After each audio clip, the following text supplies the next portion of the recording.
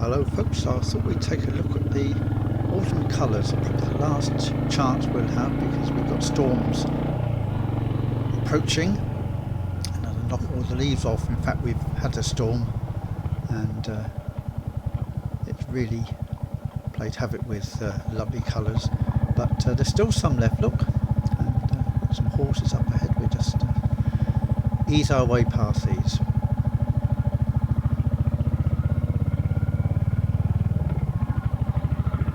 Girls. Right, away we go. As you can see, we've had a lot of rain. Wet roads, not my favourite, but the Hunter seems to handle it quite well with the big tyres. I think back of those little skinny little Avons I used to have on my bikes in the past.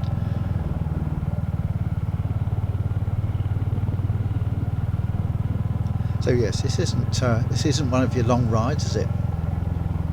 This isn't your 600 miler that a friend of mine does, but nevertheless it's a very pleasant little run anyway.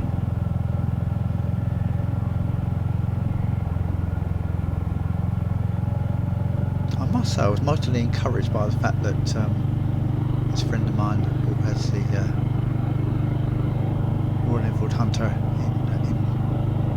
Rebel Blue rides those sort of distances on a 350 with no problems at all. I always knew they could do it. One of the reasons why I got a 350 is I remembered that my 350 Norton from the past was quite capable of at least 300 miles. And mind you, I was only 20. I was capable of it then. I'm not capable of it now, I don't think. Get to about 90 miles and my neck and shoulders ache a bit, so I need to take more frequent breaks than I used to have to do. This is the roads aren't so bad along here. This is a more major road. This is a B road which leads from Carnforth to Kirby Lonsdale, and in parts actually it's quite dry. Much more relaxing along here. Lovely colours though. So yes, it's good to be out riding despite the wet. It's actually very cold. My hands are getting very cold. I think I can't ride too far today, and in fact I don't have enough layers on my jacket. I just have to deal with that. I must have a bigger jacket, I think, so I can put more layers on underneath. And certainly put my winter gloves on, not these autumn gloves as I call them, I'm wearing at the moment. And this is Arkholm we're coming through now. Now Arkholm, there used to be a railway station at Arkholm, and unfortunately now closed. The railway station is a private house. In fact, these villages along the Loon Valley, which is what this is, I was looking at the origins of them, and actually they're Norman. They even used to have castles. Most castles of anywhere outside of the Welsh Marches, apparently. But those castles no longer exist. The houses all date. Sort of settlements began around about the 1600s and have grown since, of course, and all in the natural stone mostly, which is most attractive. And these roads are a little bit more damp, aren't they?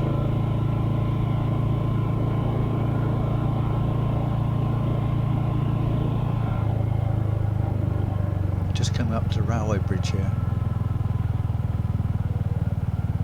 Now disused, of course. Lovely colours of that tree there, wow. And the railway station is just down on the left. They make wonderful, I imagine they do anyway, I don't actually know, probably make wonderful private homes. Really interesting. I'd quite like to live in an old railway station actually. So this is Newton, and once again, it's a lovely little village. Much even wetter here.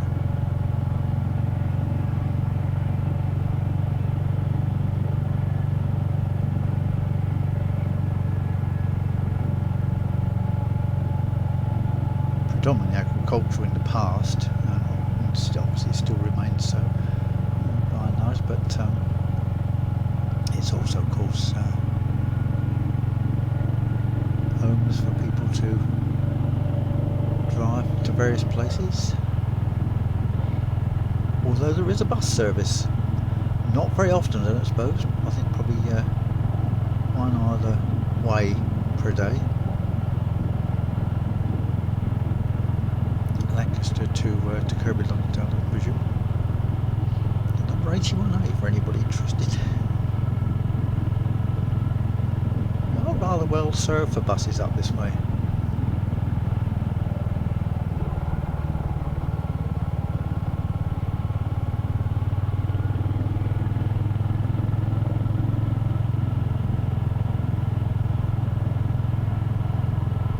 Over in the distance here you can see the Barben Fells.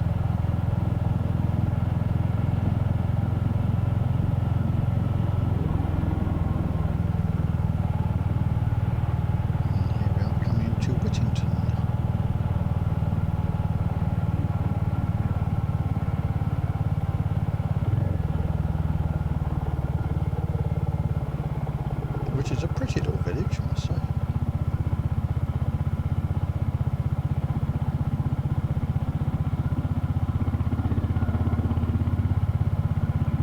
I think it is sort of natural stone that's used in these villages. It makes them so attractive to me. I wonder what it's like living in one of these.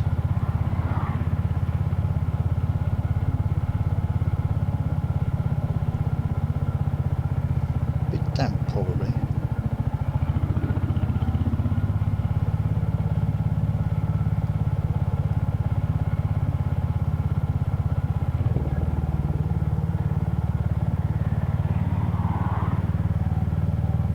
Right, we're just coming up to the junction now with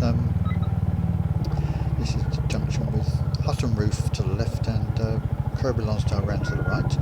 We're going to go up here towards Hutton Roof, where I'm hoping we're going to see some nice colours.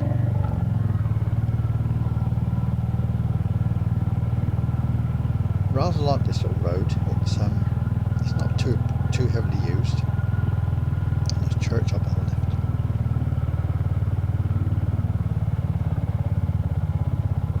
And some nice climbs up towards Hutton Roof. Hutton Roof, if you remember from the previous ride, was where we were thwarted by a road closure, which I didn't think that would apply to me. I could get past, but of course I couldn't. And anyway, yeah, this time we were able to get past, I'm sure. Give it a go anyway. I've got moss all over. You can see how wet it is, wet moss growing on that wall. Nice little leaves on the ground. Slippery. I've often wondered what it's like down this little lane here. It just leads to a farm, but I'm very intrigued by that. Yeah, there's still a lot of colour, isn't there? It's actually brightening up a lot too. The early part of the ride was a bit dull, but yeah, it's nice and bright now. Bright enough for me anyway. I don't like bright blue skies. These are perfect. Yeah, climbing nicely now. And here's some nice colour too. Beautiful.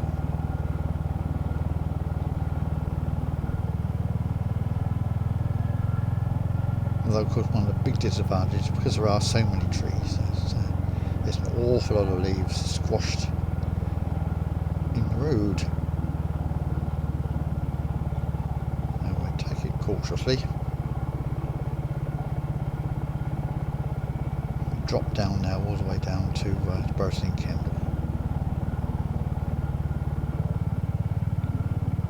And my hands are getting really cold now. Stop and have a bit of a warm up. Yeah, a bit of a mistake. I thought it was. I didn't realise there was so much wind. Actually, there's quite a bit of wind around. Well, it seems I can't see any in the trees, but certainly seems to be.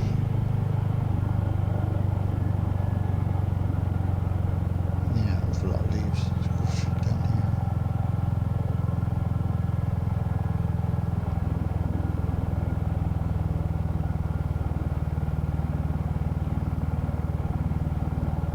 Still, others have ridden through far worse than this.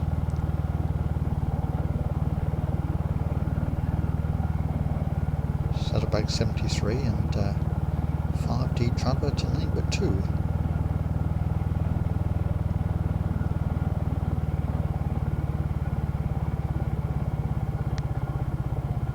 The worst leaves always seem to be on the bends. What it is.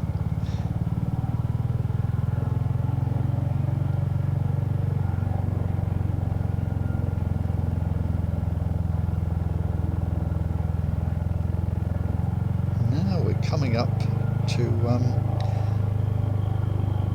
a year of ownership of the Royal Enfield Hunter Spitfire. This isn't Spitfire. We're on Hurricane today. It's dapper grey. But yeah, I've had Spitfire almost a year. I know this because my road tax renewal letter has just come through, and Mark Pulling and myself, we got our Spitfire. He didn't get a Spitfire, did he? Rebel Red. That's what he calls his.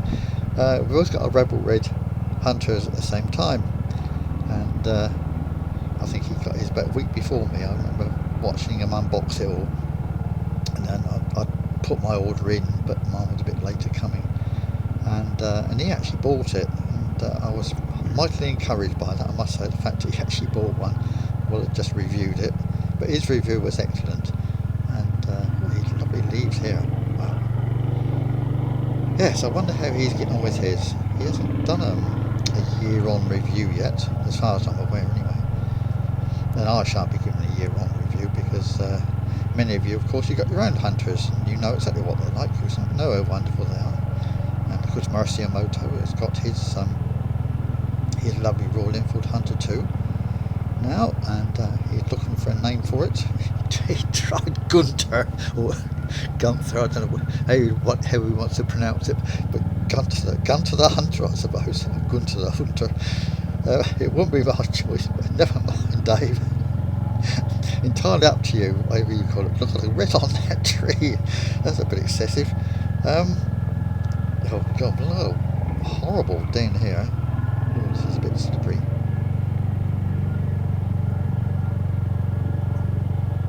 Yes, what would you choose then, Dave, for your hunter as a name? I wonder.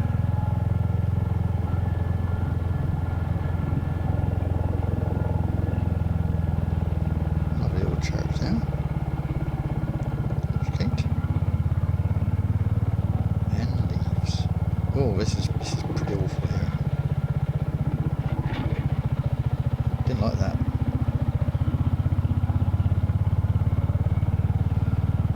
Very pretty. Don't really want to be skating down on our backside.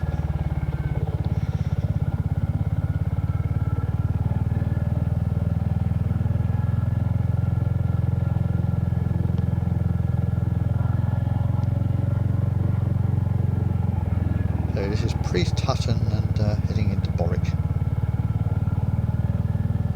I wonder if it's pronounced Borwick, I don't know, it's Borwick, B-O-R-W-I-C-K. Being a southerner, that's how I'd pronounce it, because he's a bit. Used to say words like that, like boar hunt, but it's Borrant. Anyway, be that as it may, interesting little places.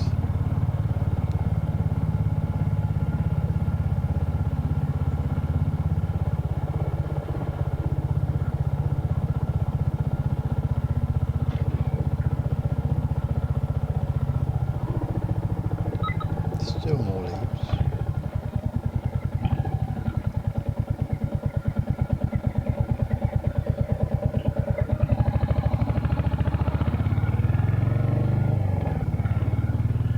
Ah yes, heading for home now then. Went for a warm-up. Absolutely perished. Humpback Bridge over the canal.